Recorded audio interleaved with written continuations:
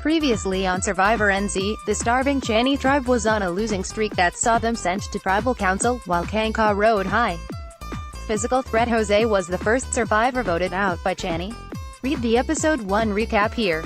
Episode 2 begins with the fallout from the first tribal council at the losing Chani tribe, with those blindsided by the votes for Jose coming to terms with her loss.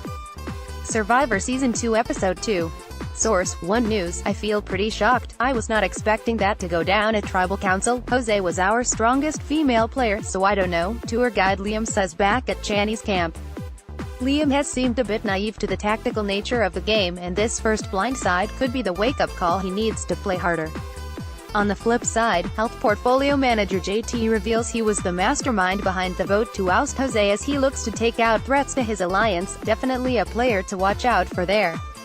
There is one upside for Chani after tribal council, as they finally have a flint to make fire and can eat a small portion of rice, proving it's the little things that make you happy on Survivor NZ.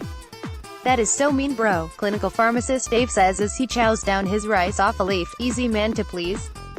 The Survivor NZ contestants for the second season. Source: One News. Over at winning tribe Khangkhaw, it looks like retail manager Dylan and chartered accountant Josh are on a crash course for a good old Survivor power struggle, with both of them forming rival alliances within the tribe early on. And spouting specialist Adam is on Team Josh and lets his feelings known about Dylan when he says, "He's such a d***ck, tell us how you really feel, Adam." Medics at the ready during grueling challenge. The reward challenge is up next, and it's a relay-style race for a huge platter of fresh tropical fruit. On a side note, I immediately craved pineapple when Matt Chisholm unveiled the fruit. Anyway, back to the action. Chani races away to a big lead, and there's drama as social worker Keisha from Khangkhaw collapses with exhaustion after swimming back to shore from her leg of the race. Medic, Chisholm yells as she lays on the ground, breathing hard. The medics attend Keisha and she gives the thumbs up. Meanwhile, Matt from Khangkhaw puts in a huge effort to get his tribe back in contention. His pants can't handle the pace though, nearly coming off and making for a cheeky reveal. Keisha goes down at the reward challenge. Source: One News. The faux pas is all worth it in the end though, as Khangkhaw snatch a massive come-from-behind victory to pour even more hurt on the Chani tribe, who are yet to win a challenge.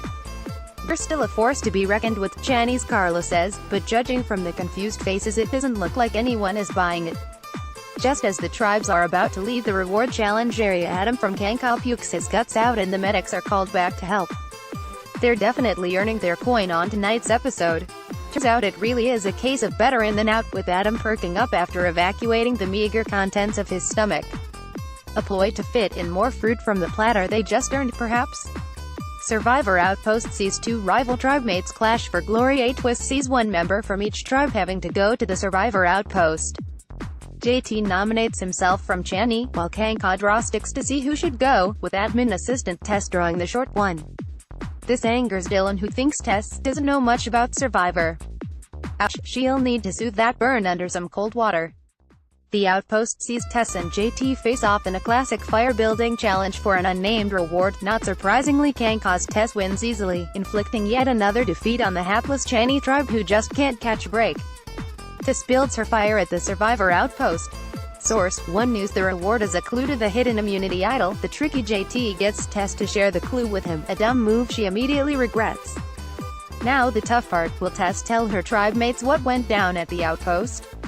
Nope, she decides to make up an elaborate lie about what went down, attempting to misdirect her tribe and claim the idol on the sly. Not everyone buys her story though, with Dylan guessing straight away that she has a hidden immunity idol clue. The idol is hidden at the next immunity challenge, and now it will be a race between JT and Tess to get there first without being spotted by the members of their tribe who aren't in their alliances. Back at Chani, the medics are back at it again, with journalist Frankie going downhill. This gives Carla a glimmer of hope. If they go to tribal council again, she isn't against targeting the weak to get closer to the $250,000.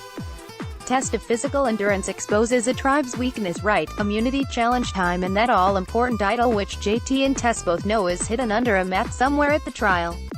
Surprisingly, it's Brad who finds the idol under Khangkhaw's team map. He smoothly bends down and retrieves it, slipping the package into his pocket, unnoticed.